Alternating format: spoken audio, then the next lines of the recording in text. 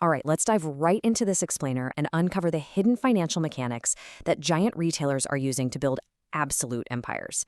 We all see the massive stores, the shipping containers, the products stacked on the shelves, but the real magic? That is happening entirely behind the scenes.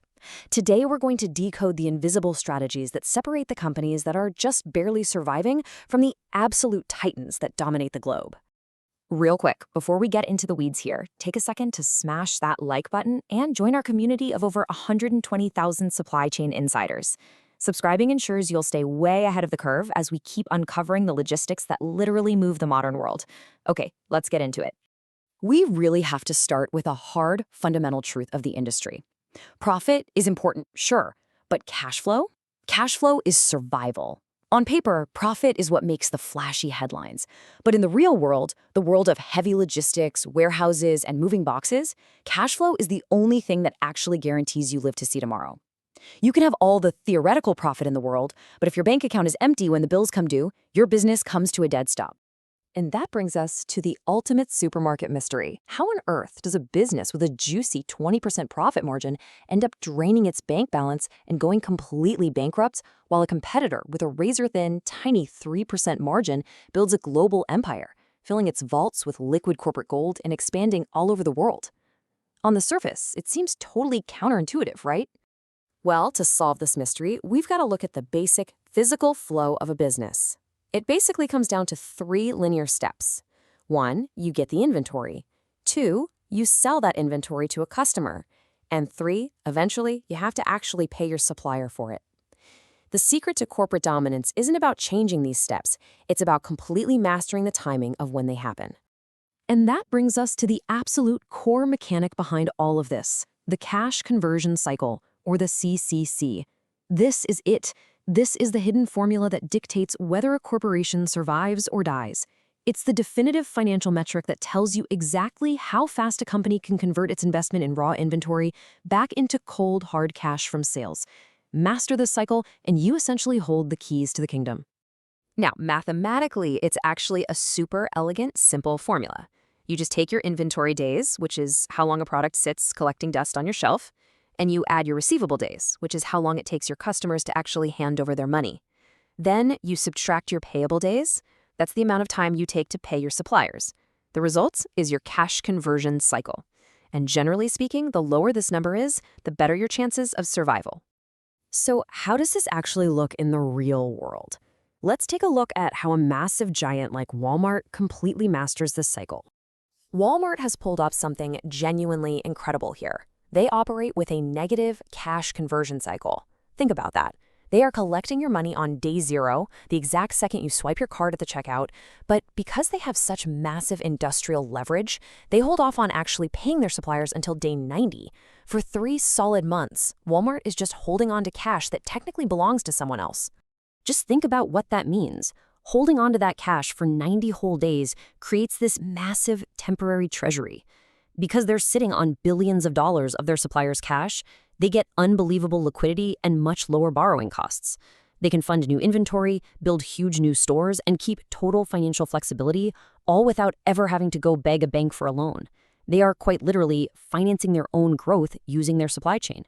But hey, it's not just big box retail pulling this off. Let's pivot over to high-end tech and look at Apple. By operating with deep negative working capital, Apple plays this exact same game, essentially using its supply chain as a massive interest-free financing machine. People hear negative working capital and think it's a bad thing. No way. Here, it translates directly into unparalleled financial flexibility.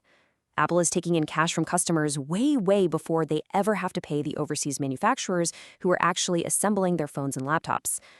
So what do they do with all this free cash lying around while they wait to pay their bills?